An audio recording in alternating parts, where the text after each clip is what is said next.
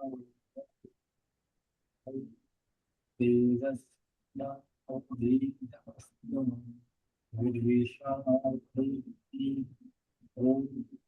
शांति शांति शांति।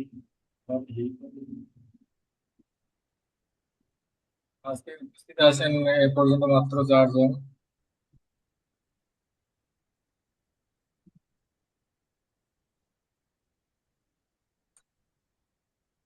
গত ক্লাসের বাড়ির কাজ ছিল বর্তমানকালের ধাতু অর্থাৎ ক্রিয়াগুলোকে অতীতকালে রূপান্তর করা। মাত্র 2 জন বাড়ির কাজ করে পাঠিয়েছেন, বাকি কেউ আর বাড়ির কাজ করে পাঠাননি।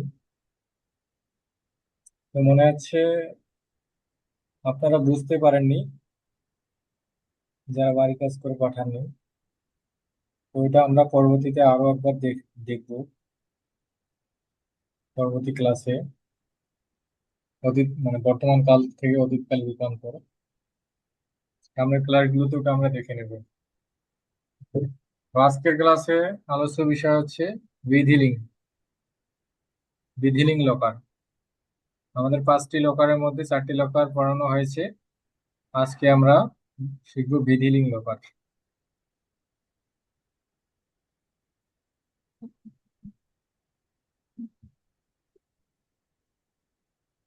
বিধিলিং লকার কি অর্থে ব্যবহার করা হয়? বিধি, নিষেধ, উচিত, প্রার্থনা, সম্ভাবনা বোঝাতে বিধিলিং লকারের ব্যবহার করা হয়।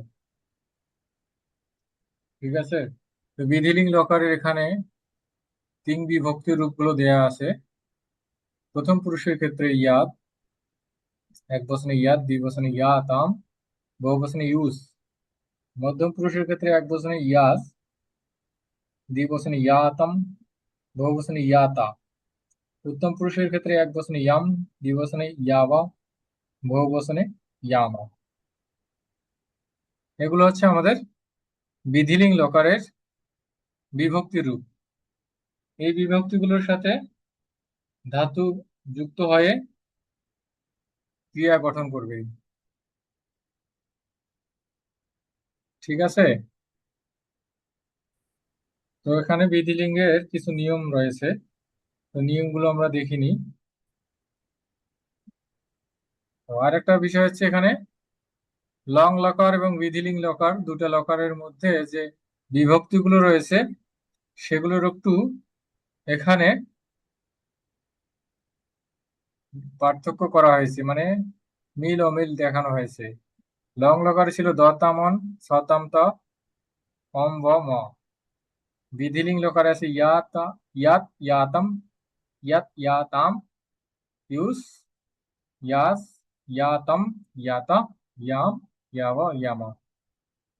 অর্থাৎ এখানে বিধি লং লং লকারে যে বিভক্তি রূপগুলো রয়েছে সেই বিভক্তি রূপগুলোর সামনে একটা ইয়া বসিয়ে দিলেই বিধিলিং লকার হয়ে যাচ্ছে। শুধুমাত্র প্রথম পুরুষের বহু বচনটা একটু ভিন্ন। তাছাড়া সবগুলো দেখুন, সামনে একটা ইয়া বসিয়ে দিলেই লং লকার থেকে বিধিলিং লকারের বিভক্তিগুলো রূপ হয়ে যাচ্ছে। ঠিক আছে। ওইটা কি মিল দেখানো হয়েছে, কতটুকু মিল রয়েছে। তো আমাদের সবগুলো লকারের বিভক্তিগুলো মনে রাখতে হবে আলাদা আলাদা ভাবে। বিভক্তি রূপগুলো যদি মনে থাকে এবং সে ব্যবহারের নিয়ম মনে থাকে, তাহলে যে কোনো ধাতুকে আমরা ক্রিয়ায় রূপান্তরিত করতে পারবো। ঠিক আছে।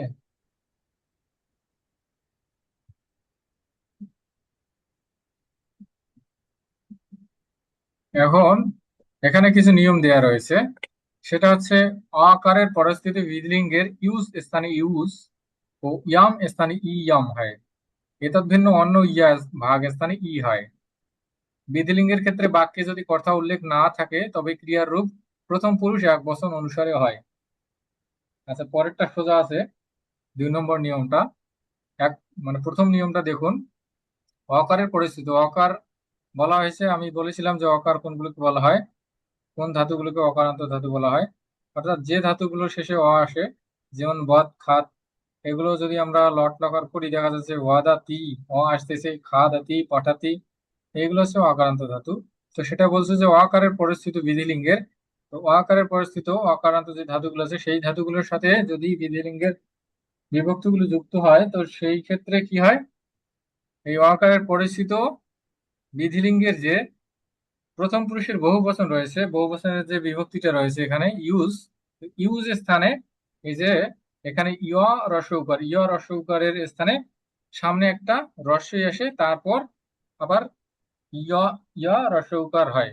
ঠিক আছে, সেভাবে ইউজ হয়ে যায়, মানে সামনে আরেকটা বাড়তি রস্বই আসে, ইউজ, ইউজ স্থানে ইউজ হয়। আর যেটা হচ্ছে উত্তম পুরুষের এক বচন ইয়াম, ইয়াম স্থানে ই ইয়ম হয়। এইটা আবার পরিবর্তিত হয়ে রস্বই ইয় মহলন হয়। ঠিক আছে, দেখুন এখানে, তো প্রথম পুরুষের বহু বচনে ইউজ স্থানে ইউজ, সামনে একটা রস্বই আসে বাড়তি রস্ব। আর উত্তম পুরুষের এক বচনে ইয়াম, ইয়াম স্থানে ই ইয়ম হয়, ই ইয়ম হয়। ঠিক আছে, এটা বোঝা গেল? এই দুটা বোঝা গেল, প্রথম পুরুষের বহু বচন এবং উত্তম পুরুষের এক বচন। স্যার। আর বাদ বাকি যেগুলো রয়েছে,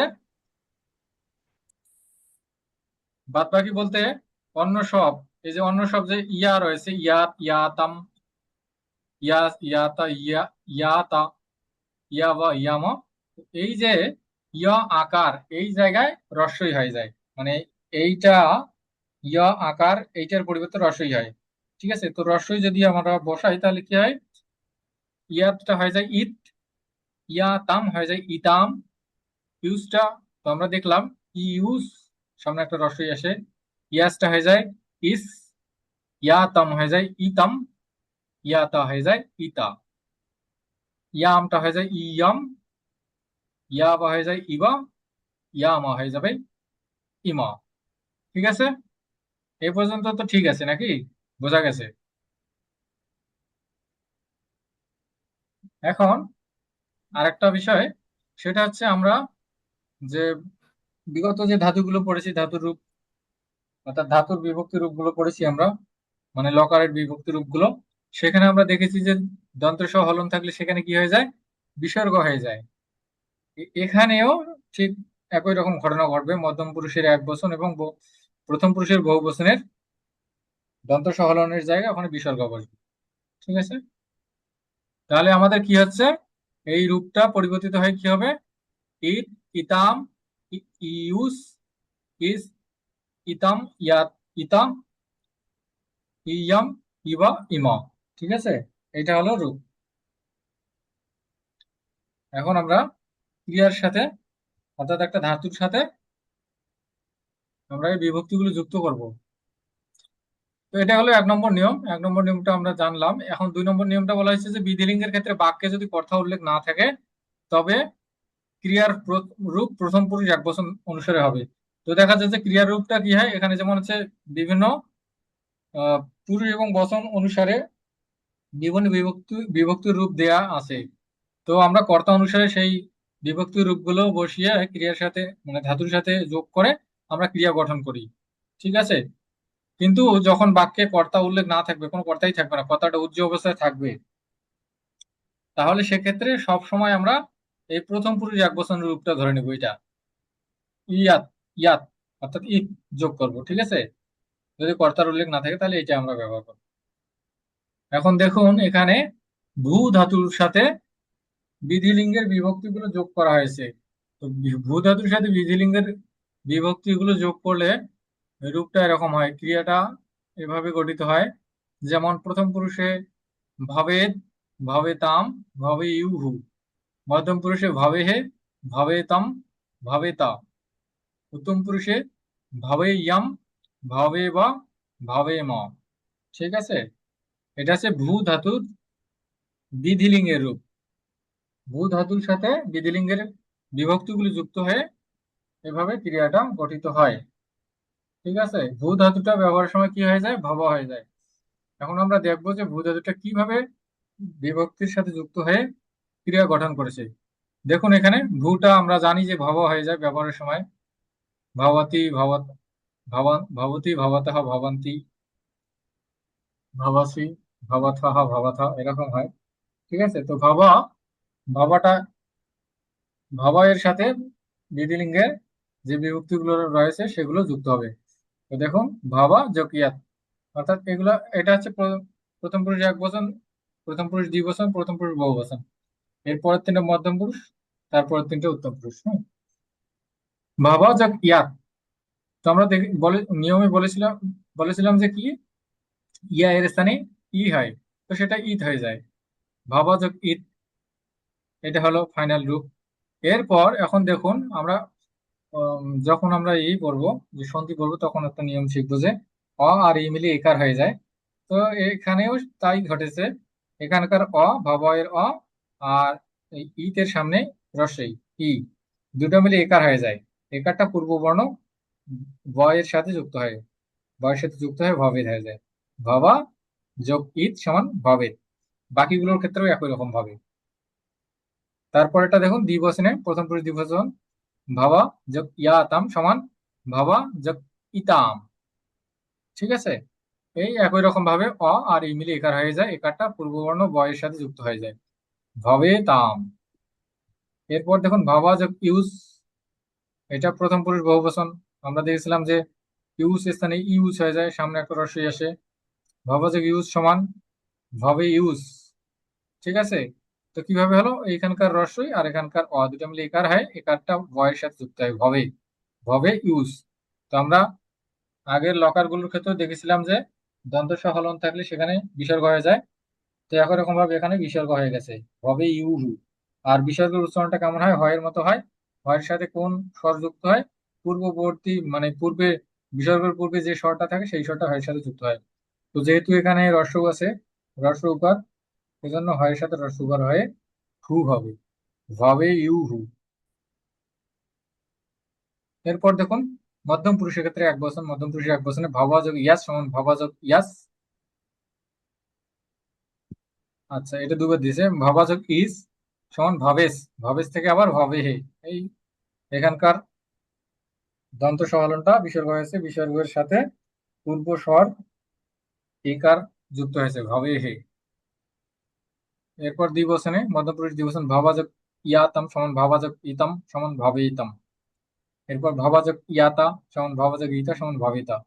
ভাবাযোগ ইয়াম, উত্তম পুরুষের ক্ষেত্রে এক বচন, ভাবাযোগ ইয়াম সমান ভাবাযোগ ইয়াম সমান ভাবে ইয়াম। সবগুলো একই রকম ভাবে, হ্যাঁ।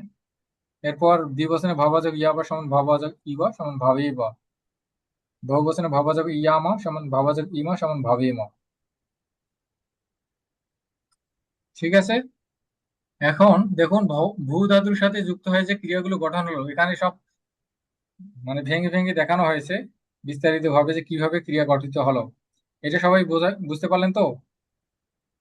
কেউ যদি এটা বুঝে না থাকেন তাহলে বলবেন, কোন জায়গায় বুঝতে পারেননি সেটা জানাবেন। সবাই স্যার, বুঝে? স্যার ইয়াদ, তারপরে হচ্ছে ইয়াম, স্যার এগুলার ক্ষেত্রে কি পরিবর্তনগুলা কি এরকমই হবে? কারণ স্যার আমরা যে নিয়মগুলা দেখলাম সেখানে কিন্তু স্যার ইউজ ইউজ আর হচ্ছে ইয়াম এটার কথা ছিল, ইয়াতের কথা ছিল না স্যার। এগুলা যে ইয়াটা যে রস্যই হয়ে গেল এই অংশটা আর কি বুঝি নাই, এটা কি সব আচ্ছা, সময় হবে? হ্যাঁ, এটা সবসময় হবে, এটা আপনি হয়তো খেয়াল করেননি। দেখুন এখানে কি বলা হয়েছে, অকারে পরিস্থিতি বিধিলিঙ্গের ইউজ স্থানে ইউজ ও ইয়াম স্থানে ইয়াম ইয়াম হবে। এতদ ভিন্ন অন্য ইয়া ভাগ স্থানে ই হবে, এই যে এখানে বলা আছে এতদ ভিন্ন, অর্থাৎ এই দুটো বাদ দিয়ে অন্য সকল ইয়া এর স্থানে ই হবে। ঠিক আছে, আর আমি হ্যাঁ এইটার স্যার, ক্ষেত্রেও বুঝছি স্যার। এখানেও আমি বলেছিলাম যে আমাদের রূপটা পরিবর্তিত হয়ে কি হবে, ইত, ইতাম, ইউজ, ইস, ইতাম, ইতা, ইয়াম, ইবা, ইমা। ঠিক আছে, পরিবর্তিত রূপটা এরকম হবে, তার সাথে বিভক্তি গুলো যুক্ত হবে, আর সন্ধির নিয়মে আর ই মিলে একার হবে। ঠিক আছে, আর কেউ?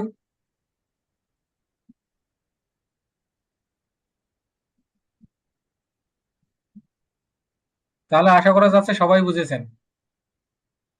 ক্লাসের মধ্যে সবাই বুঝেন, কিন্তু বাড়ির কাজ দিলে আপনারা করতে পারেন না কেন আমি বুঝি না। আপনারা কি না বুঝেই মানে বলেন যে বুঝেছি, এরকমটা হয় নাকি?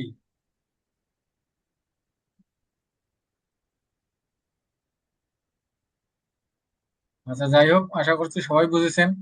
এখন এই যে এখানে ভূ ধাতুটা ভব হয়ে যায়, অর্থাৎ পরিবর্তিত রূপ আমাদের ভব। অন্যান্য ধাতু যেমন বদ, খাদ, পট, এগুলোর ক্ষেত্রে পটের সাথে যুক্ত হবে, বদের সাথে যুক্ত হবে। যেহেতু ভূ ধাতুটা পরিবর্তিত হয়ে যায়, এজন্য ভব হয়ে যায়। আবার গম ধাতুটা যেমন গচ্ছ হয়ে যায়, গচ্ছ এর সাথে বাদবাকি বিভক্তিগুলো যুক্ত হবে। বৃষ ধাতুটা পশ্চিয় হয়ে যায়, পশ্চিয় এর সাথে যুক্ত হবে। ঠিক আছে, তো আমরা যদি এই যে ভূ ধাতুটার সাথে বিভক্তিগুলো যুক্ত করে ক্রিয়া গঠনের নিয়মটা ভালোভাবে বুঝে থাকি, এটা যদি বুঝে থাকি যে কিভাবে হলো, তাহলে আশা করা যায় যে অন্যান্য যে ধাতুগুলো রয়েছে সেই ধাতুগুলোর সাথেও বিভক্তিগুলো যুক্ত করে আমরা ক্রিয়া গঠন করতে পারবো। পারবো কিনা বলেন? পারবো স্যার। আচ্ছা, তাহলে আমরা চেষ্টা করে দেখি পারি কিনা। এখানে বদ ধাতু আছে, বদ ধাতু বিধিলিঙ্গের রূপ দেয়া আছে। ও আচ্ছা, বিধিলিঙ্গ মানে কি? আচ্ছা, প্রথমে দেখুন, এখানে বিধিলিঙ্গের মানে দেয়া আছে, উচিত অর্থে বিধিলিঙ্গ ব্যবহার করা হয়। এছাড়াও বিধি নিষেধ, প্রার্থনা ও সম্ভাবনা বোঝাতেও বিধিলিঙ্গের ব্যবহার করা হয়। যেমন লট অর্থে আমরা বর্তমান কাল বুঝি, লোট অর্থে প্রার্থনা, আদেশ, অনুরোধ, সম্ভাবনা, এরকম মানে সামর্থ্য, আশীর্বাদ, এই অর্থে ব্যবহার করি। লিরিট, লিরিট লকার আমরা ভবিষ্যৎকালে ব্যবহার করি, লং লকার অতীতকালে ব্যবহার করি। আর বিধিলিঙ্গ লকারটা আমরা এইভাবে ব্যবহার করি, বিধি নিষেধ, উচিত, প্রার্থনা, সম্ভাবনা, এই অর্থে আমরা বিধিলিঙ্গের ব্যবহার করি। তাহলে এখানে বদ ধাতুর রূপটা আপনাদেরকে লিখতে হবে, তিনটা দেয়া রয়েছে। প্রথম পুরুষের এক বচন, মধ্যম পুরুষের দ্বিবচন এবং উত্তম পুরুষের বহু বচনের রূপ দেয়া আছে। বাকিটা আপনাদেরকে এখানে পূরণ করতে হবে। তো আপনারা এটা পূরণ করুন বদ ধাতুর সাথে। সবাই লিখবেন, এখানে 7 জন আছে, 7 জনই লিখবেন। 7 জনকেই জিজ্ঞেস করবো। ঠিক আছে, যদি কেউ বুঝে না থাকেন এখন পর্যন্ত তাহলে বলতে পারেন। আপনারা লেখা শুরু করুন।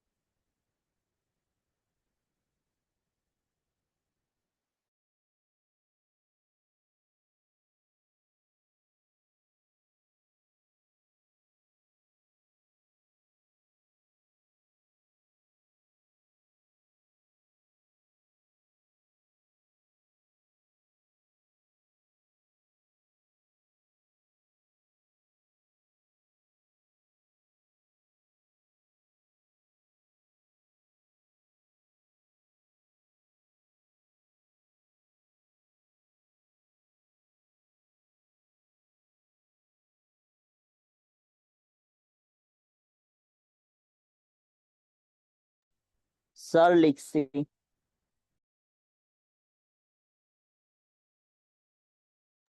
একটু অপেক্ষা করুন।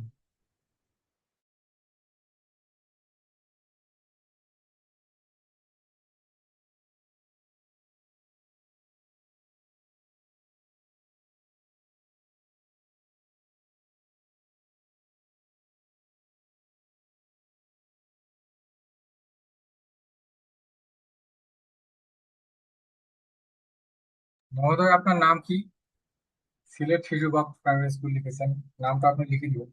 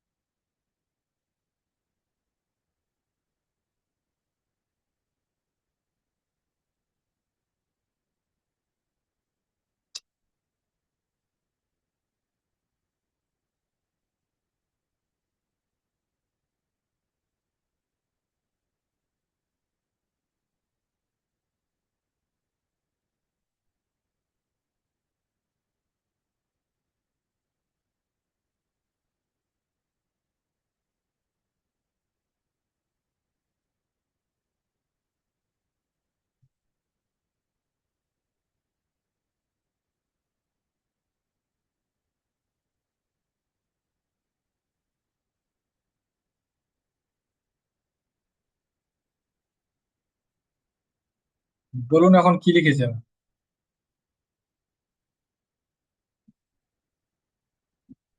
সিলেট শিশু girls primary school. Sir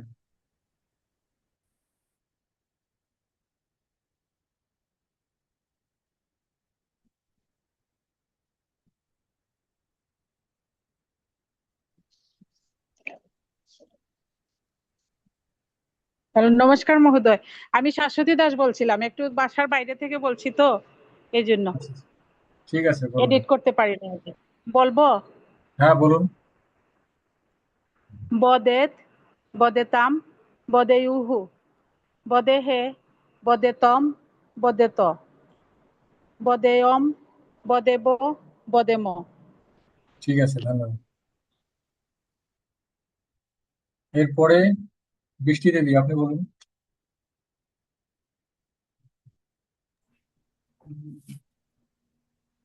বদেত, বদেতম, sorry, বদেতামো, বদেয়ুহু, না বদেতাম, ঠিক আছে। তারপর হচ্ছে বদেহে, বদেতম, বদেত, বদেয়াম, বদেব, বদেম। ঠিক আছে, ধন্যবাদ। এরপর সুপ্রমা।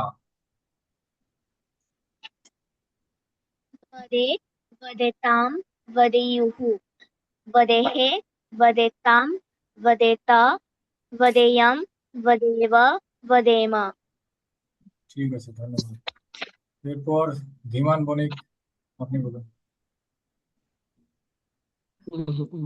वदेत् वदेतां वदे वदेयुः वदेः वदेतं वदेत वदेयं वदेव वदेम। ঠিক আছে, ধন্যবাদ। এরপর আর কেউ লিখেননি? কে বাকি আছেন?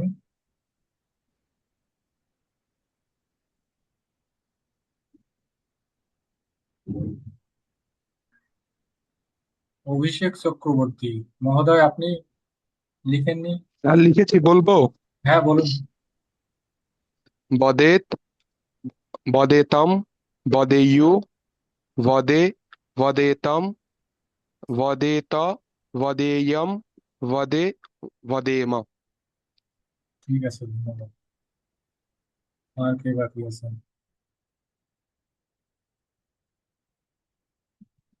সুভাষ চন্দ্র শীল মহোদয়।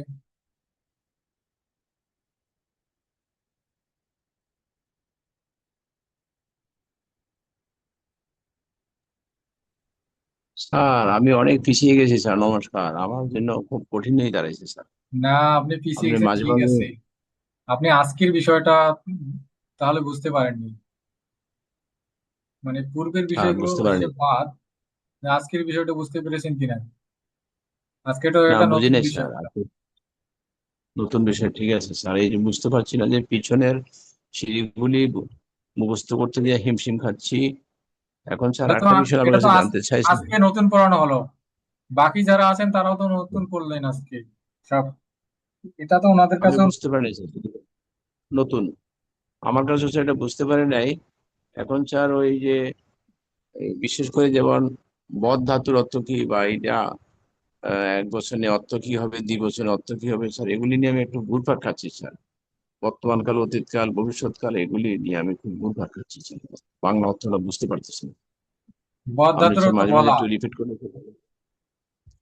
আর হলো স্যার, এগুলি স্যার হচ্ছে যদি প্রিন্ট আকারে রিয়েলি বাইর করতে পারতাম স্যার, তাহলে বসে বসে মুখস্থ করতে পারলে হয়তো আমার জন্য একটু সুবিধা হতো। এখন স্যার এগুলি প্রিন্ট আকারে কিভাবে পেতে পারি স্যার? কি স্যার এটা প্রিন্ট আকারে প্রতিষ্ঠিত দোকানে গেলে স্যার?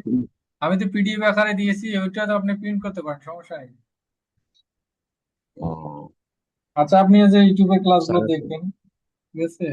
দেখে দেখে দেখতেছি print তো, দেখতেছি আর চেষ্টা করুন। বিষয়টা হিমশিম খেয়ে গেছি। কারণ প্রথম দিকে যখন পিছিয়ে পড়লাম, যে এখন মনে হয় যেন আমার দিনে দিনে সিলেবাস আমার জন্য কঠিনই দাঁড়াইতেছে স্যার। আমি খুব হতাশার মধ্যে আছি আচ্ছা, স্যার। এরপর হচ্ছে প্রশান্ত বিশ্বাস মহোদয়, আপনি একটু বলুন।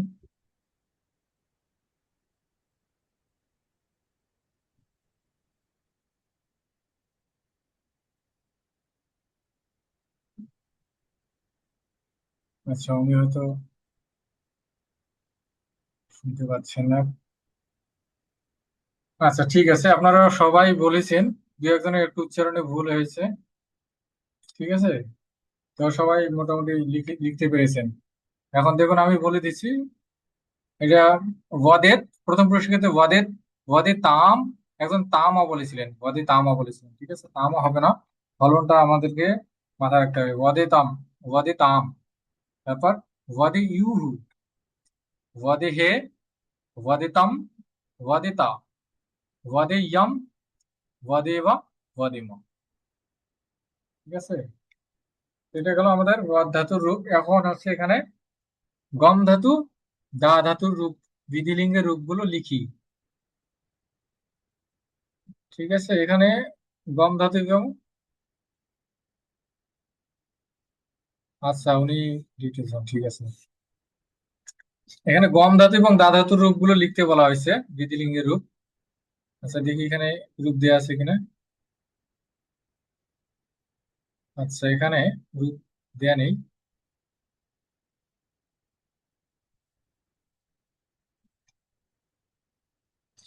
আচ্ছা, আপনারা এই দুটো লিখবেন, ঠিক আছে, পরে লিখবেন। এখন আর আমরা লিখতেছি না, যেহেতু ওয়াদ ধাতুর রূপটা লিখতে পেরেছেন। আশা করি যারা লিখতে পেরেছেন, গম ধাতু এবং দা ধাতুর রূপটাও লিখতে পারবেন। এখানে শুধু একটা বিষয় আছে, গম ধাতুটা পরিবর্তিত হয়ে কি হয়ে যায়, গচ্ছা হয়ে যায়। তো গচ্ছা এর সাথে ধাতু, মানে হচ্ছে বিভক্তি গুলো যোগ করবেন। যেমন হচ্ছে গচ্ছা ইত, গচ্ছেত, গচ্ছেত গচ্ছেতাম, গচ্ছে উহু, গচ্ছে হে, গচ্ছেতাম, গচ্ছেতা, গচ্ছে ইয়াম, গচ্ছে বা গচ্ছে মা। দা ধাতুটা ইয়াচ্ছা হয়ে যায়, ইয়াচ্ছেত, ইয়াচ্ছেতাম, ইয়াচ্ছে হে, দুঃখিত, ইয়াচ্ছে ইউহু, ইয়াচ্ছে হে, ইয়াচ্ছেতাম, ইয়াচ্ছেতা, ইয়াচ্ছে ইয়াম, ইয়াচ্ছে ওয়া, ইয়াচ্ছে মা। ঠিক আছে, এরকম ভাবে রূপ হবে এই গম ধাতু এবং দা ধাতুর। ওইটা আপনারা লিখবেন, ট্রাই করবেন। স্যার দা ধাতুটা কিসে পরিবর্তিত হয়? দা ধাতুতে ইয়াচ্ছা হয়ে যায়, ইয়াচ্ছা, ইয়া চয় ছ, ইয়াচ্ছা। বাংলা যেটাকে বলি আমরা যাচ্ছা। ঠিক আছে, অন্তস্থ জ, চয় ছ, ইয়াচ্ছা। ইয়াচ্ছা এর সাথে বিভক্তিগুলো যুক্ত হবে। ইয়াচ্ছে, ইয়াচ্ছে তাম, ইয়াচ্ছে ইউহু, ইয়াচ্ছে হে, ইয়াচ্ছে তাম, ইয়াচ্ছে তা, ইয়াচ্ছে ইয়াম, ইয়াচ্ছে বা, ইয়াচ্ছে মা।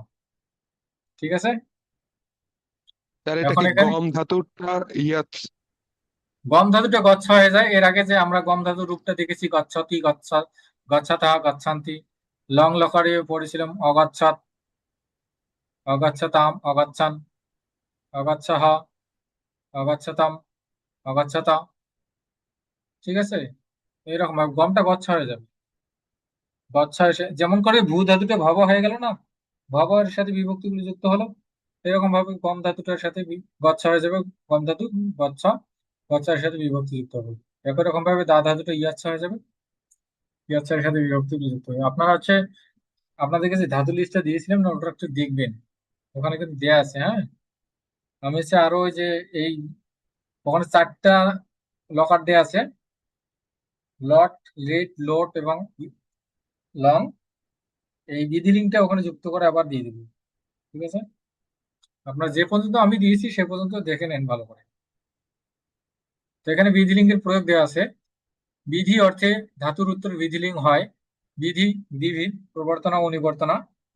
সৎকর্মের পূর্ববর্তী দানের নাম প্রবর্তনা, অসৎকর্ম হইতে নিবৃত্তি থাকার নাম নিবর্তনা। ঠিক আছে, তো এই যে বিধিটা, বিধি অর্থে আমরা বিধিলিঙ্গের প্রয়োগ করব। এই বিধিটা আবার দুই প্রকার, একটা হচ্ছে প্রবর্তনা আর একটা নিবর্তনা। প্রবর্তনাটা হচ্ছে সৎকর্মের প্রবৃত্তি দান, অর্থাৎ উৎসাহিত করা।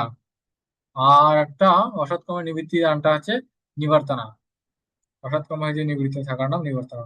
যেমন এখানে বলা হয়েছে সত্য বলবে, সত্যম ওয়াদেত, মিথ্যা বলো না, মিথ্যাম ন ওয়াদেত।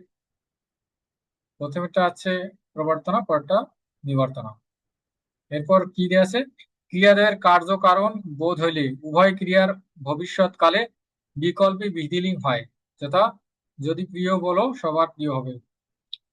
মানে এখানে ভবিষ্যৎকালের, মানে ক্রিয়াদ্বয়ের কার্যকারণ বলতে একটা ক্রিয়ার সাথে আর একটা ক্রিয়া যদি সম্পর্কিত থাকে। কন্ডিশনাল যেটা আর কি ইংরেজিতে আমরা বাক্য করি কন্ডিশনাল সেন্টেন্স, ইফ ব্যবহার করা হয়, যদি এটা বলো তাহলে এটা হবে, একটার সাথে আরেকটা সম্পর্ক যুক্ত যদি হয় তাহলে ভবিষ্যৎকালের বিকল্প হিসেবে, মানে এটাই যে হবে তা নয়, মানে বিকল্প হিসেবে বিধিলিঙ্গ প্রয়োগ করা যায়, বিধিলিঙ্গ হয়। যেমন এখানে দেওয়া আছে, যদি প্রিয় বলো সবার প্রিয় হবে, ইয়াদি প্রিয়ম ওয়াদেত সর্বস্য প্রিয়ঃ ভবেৎ। ঠিক আছে, এখানে একটা বিষয় খেয়াল করুন, যদি প্রিয় বলো, ইয়াদি প্রিয়ম ওয়াদেত, এখানে কিন্তু মানে কর্তা নেই, কাকে বলতে বলছে, মানে তুমি যদি প্রিয় বলো এমনটা বলা হয় নাই, খালি শুধুমাত্র বলা হয়েছে যে যদি প্রিয় বলো। এই জন্য এখানে কিন্তু ওয়াদেদ হয়েছে, প্রথম পুরুষের এক বচনের রূপটা হয়েছে ওয়াদেদ।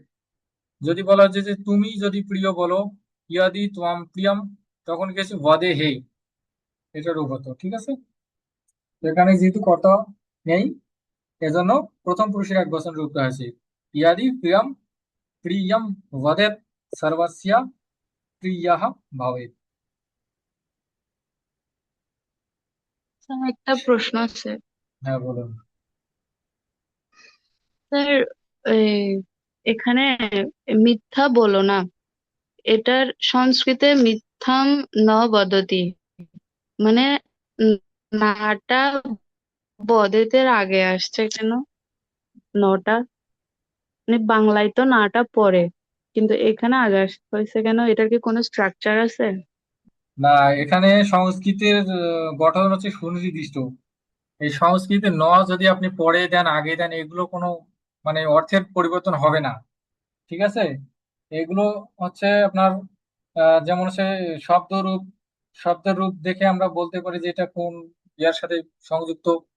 যেমন এখানে এই নটা যে আগে দিতে হবে বা পরে দিতে হবে এমনটা নয়, এই নটা যদি আমরা পূর্বে দেই তাও একই অর্থ হবে, ন মিথ্যাম বদেত, আবার বদেত ন মিথ্যাম, সব একই রকম অর্থ হবে। ঠিক আচ্ছা। আছে, স্যার, স্যার মিথ্যে বলুন, এখানে নটাকে যদি আমরা মা দ্বারা কি রিপ্লেস করতে পারবো? হ্যাঁ অবশ্যই পারবো, মা অর্থও না, এটা হচ্ছে অব্যয়, মিথ্যাম মা বদেত তাও হবে, মিথ্যাম ন বদেত তাও হবে।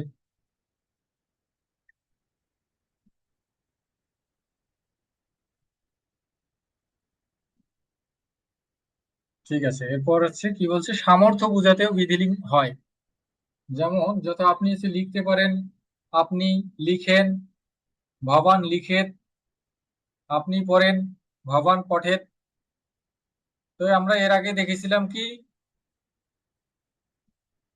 সামর্থ্য বোঝাতে আমরা লোট লকারেরও ব্যবহার করি, বা হচ্ছে আদেশ বোঝাতেও কিন্তু আমরা লোট লকার ব্যবহার করি, যে আপনি লিখুন, যখন আমরা বলবো যে আপনি লিখুন ভবান লিখতু, তখন কিন্তু ওটা আদেশ দেওয়া হবে। ঠিক আছে, যে আপনাকে লিখতে হবে, আপনি লিখুন, এই কাজটা করুন। আর এখানে সামর্থ্য বোঝাতে বিধিলিঙ্গ প্রয়োগ করে আপনি লিখতে পারেন, আপনার যদি মন চায় আপনি লিখতে পারেন ভবান লিখেত, আবার আপনি পড়তে পারেন, আপনার সে সামর্থ্য আছে আপনি পড়তে পারেন ভবান পঠেত। ঠিক আছে, সামর্থ্য অর্থে আমরা বিধিলিঙ্গের প্রয়োগ করতে পারি। এরপর ইচ্ছার্থ ধাতুর যোগেও বিধিলিঙ্গ হয়, যেমন আমি চাই সে আসুক, অহম ইচ্ছামি স, অহম ইচ্ছামি সহ আগাচ্ছেদ। আমি চাই সে আসুক, তার আসা উচিত, বা সে আসুক। ঠিক আছে, এই ইচ্ছা অর্থেও আমরা বিধিলিঙ্গ ব্যবহার করতে পারি। এরপর সম্ভাবনা অর্থেও বিধিলিঙ্গ প্রয়োগ হয়, যথা সে মন্দিরে আসতে পারে, সাহা মন্দিরম আগাচ্ছেদ, আমি বাড়ি যেতে পারি, আহাম গৃহম গচ্ছেয়াম। ঠিক আছে, এই হলো বিধিলিঙ্গের ব্যবহার, বিভিন্ন অর্থে আমরা বিধিলিঙ্গ ব্যবহার করতে পারি। ঠিক আছে, আমরা সামর্থ্য অর্থে, ইচ্ছার্থ ধাতুর প্রয়োগে, সম্ভাবনা অর্থে, তারপর সে প্রবর্তনা এবং নিবর্তনায় ব্যবহার করতে পারি।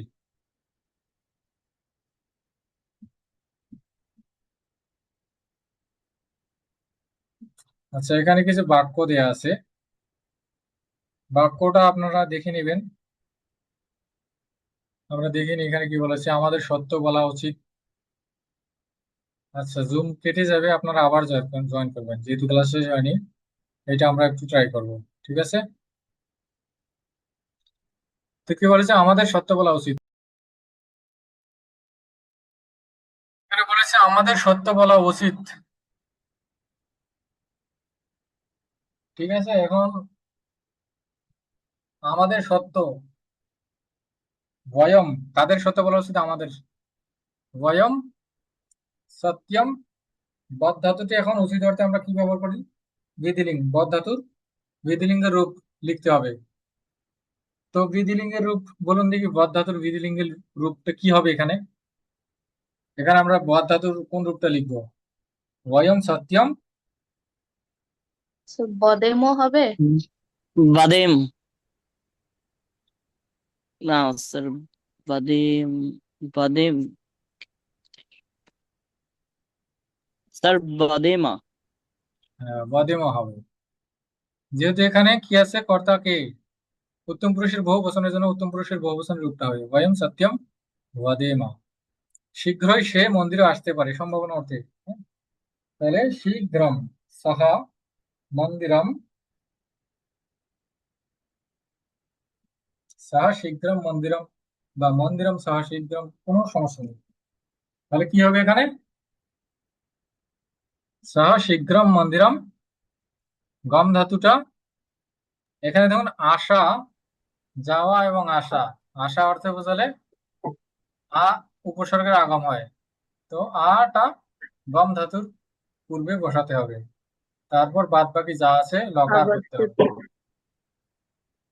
তাহলে এখানে কি হবে? সা শীঘ্রম মন্দিরম, গম ধাতুর বিধিলিঙ্গের রূপটা লিখতে হবে, কি হবে এখানে? স্যার আগাচ্ছেদ। আগাচ্ছেদ, কারণ এখানে কর্তা রয়েছে সাহা, সাহাটা হচ্ছে প্রথম পুরুষের এক বচন, এই জন্য এখানে আগাচ্ছেদ হবে। এরপর কি আছে, ছাত্রদের নিয়মিত অধ্যয়ন করা উচিত।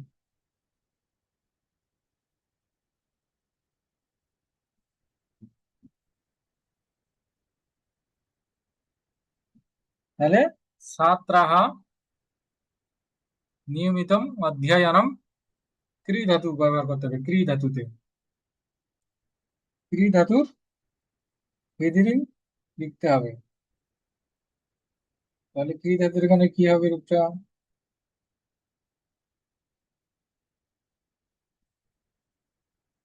ক্রি ধাতুটা একটু কঠিন আছে, মানে এটা অন্যান্য ধাতু থেকে একটু আলাদা। তো এখানে আমাদের কর্তা রয়েছে কি, কর্তা প্রথম পুরুষ বহুবচন, এজন্য কি হবে, প্রথম পুরুষ বহুবচনের বিধিলিঙ্গ হবে ছাত্রাহ নিয়মিতম অধ্যয়নম কুর্युः, কুর্युः।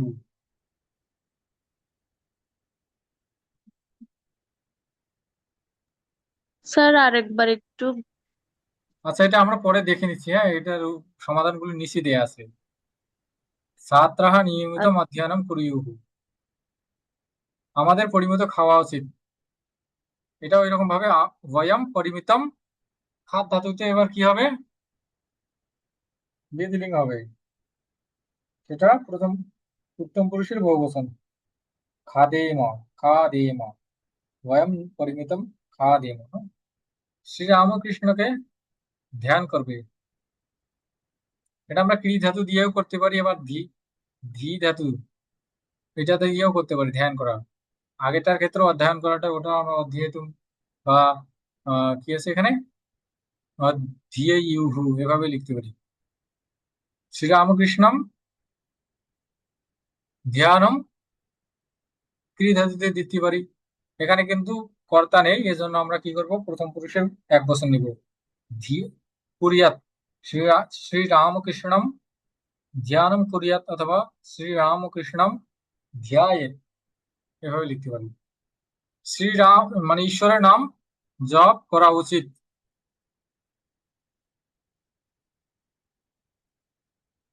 ঈশ্বর হচ্ছে নামম, জপ ধাতুর ব্যবহার করতে পারি, জপেত, এখানে যে কর্তা নেই, আমরা উচিত অর্থে ব্যবহার করা হয়েছে যাতে দিনে দয়া করবে, দিনম দয়াম, দিনে দয়াম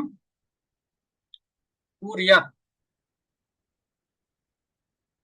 দিনের প্রতি দিনে দয়া করা উচিত, দুটো একই অর্থ, ঠিক আছে। এটা আমরা দেখিনি, এখানে সমাধান দেওয়া আছে, বয়ম সত্যম वदेम शीघ्रं सः मन्दिरम् आगच्छेत् छात्राः नियमितम् अध्ययनं कुर्युः वयम परिमितम खादेम ध्यायेत् শ্রীরামকৃষ্ণম। দেখুন এখানে ধ্যায়েতটা সামনে দেওয়া আছে, শ্রীরামকৃষ্ণমটা পরে দেওয়া আছে, হ্যাঁ। তো এটা যেভাবেই দেন সমস্যা নেই।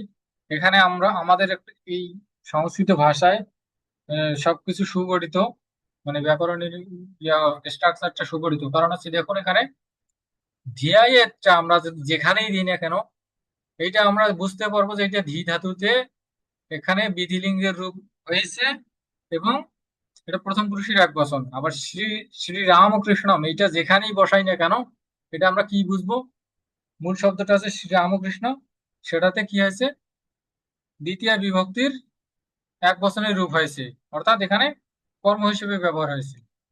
এজন্য এগুলোতে কোনো সমস্যা হয় না, কোথায় বসান, সামনে বা পিছনে বা মাঝখানে, যেখানে বসান সমস্যা নেই। এরপর ঈশ্বর ইচ্ছা নামম জপেত, দিনে দয়াম কুরিয়াত, ঠিক আছে, এগুলো বোঝা গেল। স্যার ওই ঈশ্বরস্য মানে দ্বন্দ্বস ফলা এটা কেন হয়েছে ওইটা একটু। আচ্ছা, এখানে আমরা তার বিভক্তিটা পড়িনি, শুধু বিভক্তিটা পড়েছিলাম। এখন তো বিভক্তি পড়ার সময় আমরা একটু খেয়াল করলে বুঝতে পারবো। বলা হয়েছে কি, মানে ষষ্ঠী বিভক্তি কখন ব্যবহার করা হয়, বলুন দেখি, ষষ্ঠী বিভক্তি কখন ব্যবহার করা হয়।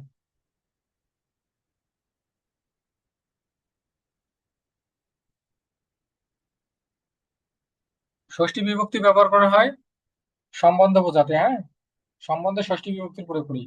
সম্বন্ধ, সম্বন্ধ পদে, হ্যাঁ, এটা কোনো কারক নয়, সম্বন্ধ পদে অর্থাৎ সম্পর্ক বোঝাতে। র এর বাংলা যেটাকে বলি আমরা র এর, যেন অমুকের, রমেশের, আমার, তাদের, তাদের ভাই, আমার বই, ঠিক আছে। এখন বলা হচ্ছে কার নাম, ঈশ্বরের নাম, ঈশ্বর এর নাম, এর বোঝাচ্ছে না, এখানে সম্বন্ধ বোঝাচ্ছে না। নামম জপেত, আমরা কিন্তু নামম জপেত বলছি, নাম জপ করো। তো নামটা এটা কার সাথে সম্পর্কযুক্ত, ঈশ্বরের সাথে সম্পর্কযুক্ত, বলা হয়েছে যে ঈশ্বরের নাম, এজন্য এখানে ষষ্ঠী বিভক্তির প্রয়োগ করা হয়েছে, ঈশ্বর আছে নামম জপেত। বুঝতে পেরেছেন? হ্যাঁ স্যার।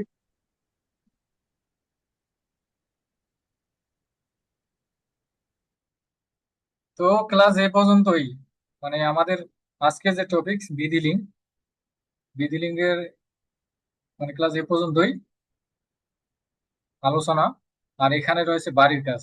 এ পর্যন্ত সবাই বুঝতে পেরেছেন কিনা, কারো কোনো যদি প্রশ্ন থাকে করতে পারেন।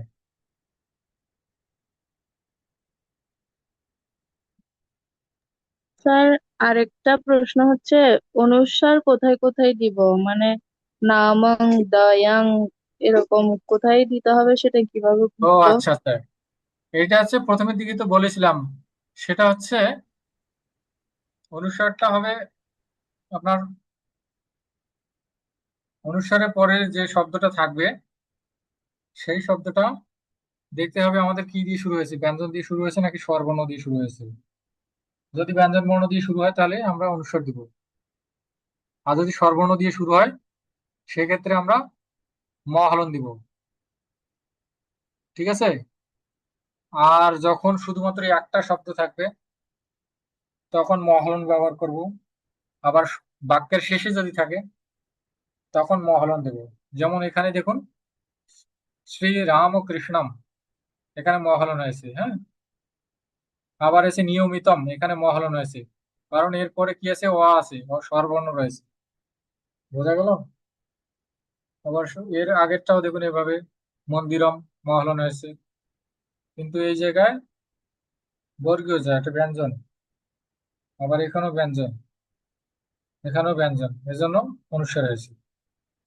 বুঝতে পেরেছেন?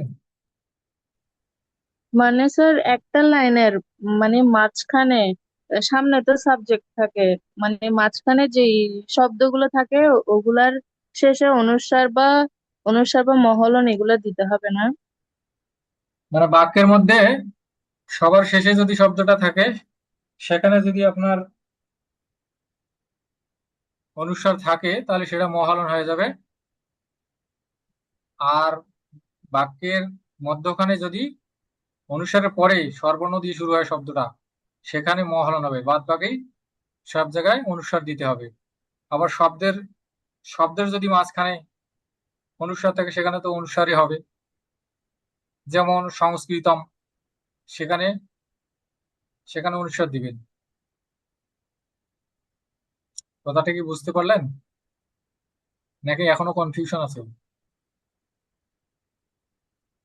হ্যাঁ, স্যার ওইটা বুঝছি, মানে কোনো শব্দের পরে যদি ব্যঞ্জন বর্ণ থাকে তাহলে অনুস্বার দিব, আর স্বরবর্ণ থাকলে মহাসন্ত দিব। আর মহালন হয়। বাক্যের বাক্যের শেষে থাকলে তখনও মহাসন্ত দিব।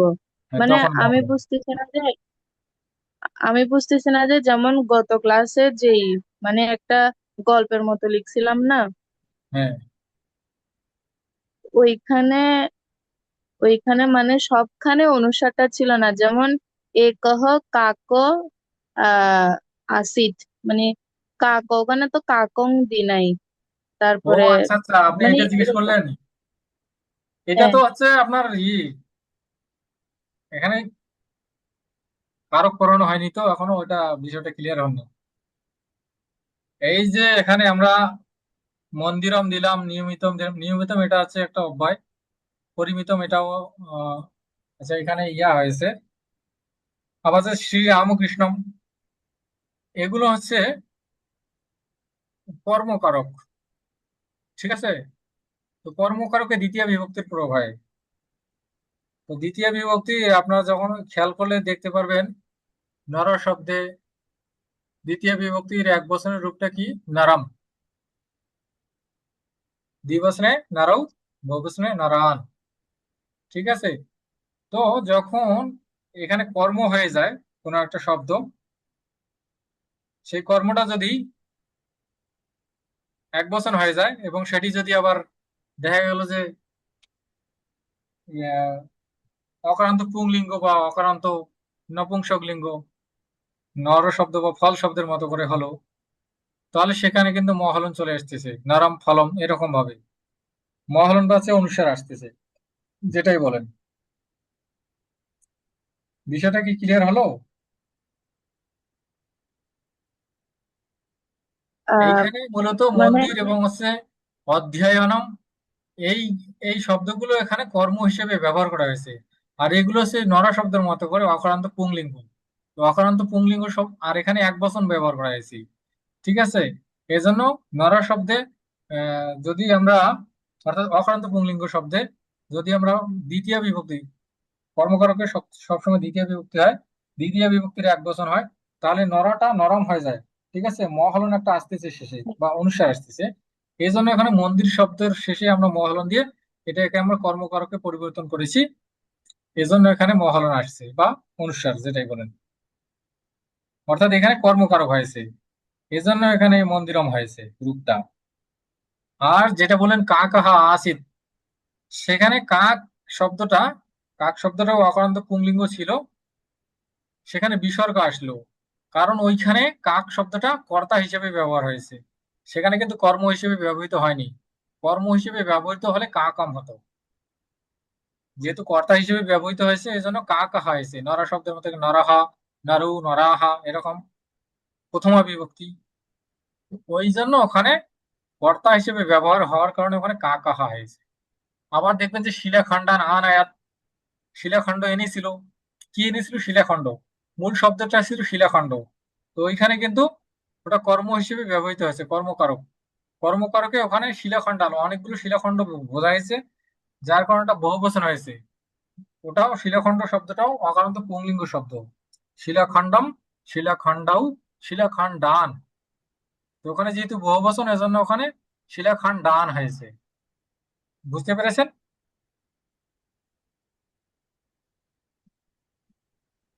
কঠিন আছে স্যার। না, কঠিন কিছু নেই, সহজ আছে, সহজ ভাবে একটু চেষ্টা করলে সহজ। এটা মানে সব গুলিয়ে ফেলতেছেন তো একসাথে, এজন্য কঠিন মনে হচ্ছে। আচ্ছা, আমরা কারকটা করলে একটু ক্লিয়ার হবে, ঠিক আছে? আমরা এখন যেটা পড়তেছি একটা একটা করে শিখি, একটা একটা করে মানে ছোট ছোট করে একটু একটু করে জমা করি। দেখবেন যে যখন সবগুলো জানা হবে তখন ক্লিয়ার হয়ে যাবে। এখন যেহেতু আমরা আজকে বিধিলিঙ্গ শিখলাম, বিধিলিঙ্গ বিষয়টা ক্লিয়ার করি। এইটা যখন বিধিলিঙ্গটা সম্পূর্ণভাবে ক্লিয়ার হবে, মানে এখানে যেন ফাঁক ফোকর কোনো না থাকে, পরবর্তীতে যখন আমরা অন্য বিষয় করব, তখন যদি বিধিলিঙ্গ সামনে আসে তখন কিন্তু আর ওইটা সমস্যা হবে না, ঠিক আছে? এজন্য যখনকার যে বিষয়টা সেই বিষয়টা যদি ক্লিয়ার হয়ে যায়, তাহলে যখন আমরা কারক বিভক্তি করবো তখন আর এই বিষয়গুলো অত জটিল মনে হবে না।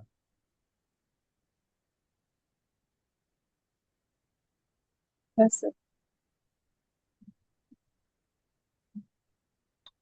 আর কারো কোনো প্রশ্ন? আচ্ছা, প্রশ্ন না থাকলে আমরা এটা একটু দেখেন। এখানে বাড়ির কাজ দেয়া আছে, গুরুকে নিন্দা করো না। এখানে আমরা ক্রি ধাতুর ব্যবহার করতে পারি, আবার নিন্দ নিন্দ ধাতুর ব্যবহার করতে পারি। গুরুম ন নিন্দেত বা গুরুম ন নিন্দাম কুরিয়াত, এটা লিখতে পারি। এরপর তুমি কখনো গুরুকে নিন্দা করো না, এখানে কিন্তু আগেরটাতে কর্তা নির্দিষ্ট করে দেয়া নেই, সেজন্য ওখানে প্রথম পুরুষ একবচন ব্যবহার করতে হবে। আর এখানে কর্তা নির্দিষ্ট করে দেয়া আছে, তুমি বলা হয়েছে, এজন্য এখানে তোয়াম হবে। তোয়াম কদাপি, কখনো অর্থে কদাপি গুরুম ন নিন্দ ধাতু ব্যবহার করলে নিন্দে হে, মধ্যম পুরুষের একবচন নিন্দে হে। আবার যদি আমরা ক্রি ধাতু ব্যবহার করি তখন কি হবে? ত্বম কদাপি গুরুম নিন্দাম ন কুরিয়াহা, কুরিয়াহা, ঠিক আছে? তো ক্রি ধাতুর এটা রূপটা আপনাদের দেয়া নেই না, আজকে তো এটা নতুন টপিক পড়লাম, মানে ওই লিস্টে পাবেন না, বিধিলিঙ্গের রূপগুলো দেয়া নেই। আমি চেষ্টা করবো পরে, মানে পরের ক্লাসের আগেই দিয়ে দিতে চেষ্টা করবো। তারপর এইখানে আবার বলেছে কখনো মিথ্যা বলো না, এটা আমরা একটু আগেই দেখলাম। কদাপি মিথ্যাম মা ওয়াদেত বা কদাপি মিথ্যাম না ওয়াদেত, এখানে কর্তার উল্লেখ নেই, যার কারণে আমরা প্রথম পুরুষ একবচন করবো। ক্ষুধার্তকে অন্ন দাও, সুধার্তম অন্নম ইয়াৎসেত, এখানেও কর্তার উল্লেখ নেই।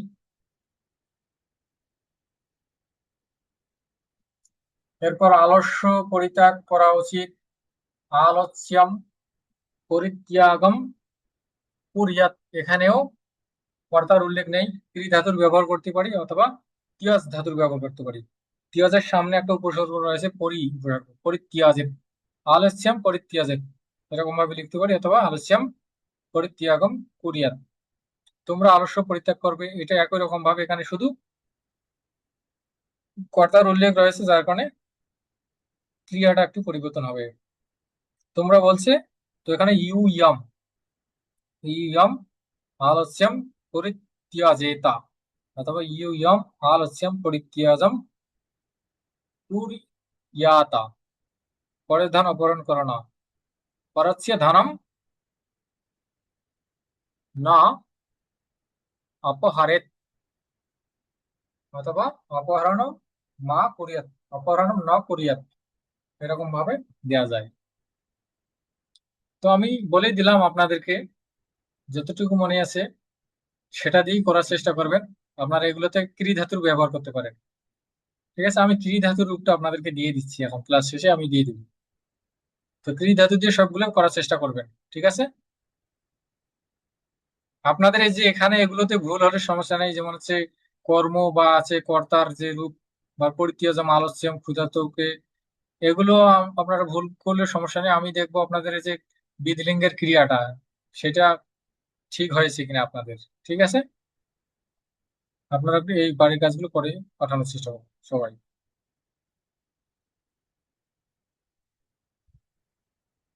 এখানে একটা বাণী দেয়া আছে স্বামী বিবেকানন্দের, একটি লক্ষ্য গ্রহণ করো এবং সেই লক্ষ্যের উপর নিজের ধ্যান জ্ঞান চিন্তা ধারাকে উৎসর্গ করো। অর্থাৎ যদি আমরা একটা লক্ষ্য গ্রহণ করি, সেই লক্ষ্যে যদি নিজের ধ্যান জ্ঞান চিন্তাধারাকে উৎসর্গ করে দেই, সেই লক্ষ্য আমাদের সফল হবে, সেই লক্ষ্যে আমরা পৌঁছবই পৌঁছবো। ঠিক আছে। আচ্ছা, আর যদি কারো কোনো প্রশ্ন না থাকে আমি ক্লাস শেষ করে দিব। ওম सर्वे भवन्तु सुखिनः, सर्वे सन्तु निरामयाः, सर्वे भद्राणि पश्यन्तु, मा कश्चित् दुःखभाग् भवेत्। ओम शांति शांति शांति। हरि ओम तत्सत्। নমস্কার সকলকে, শুভরাত্রি।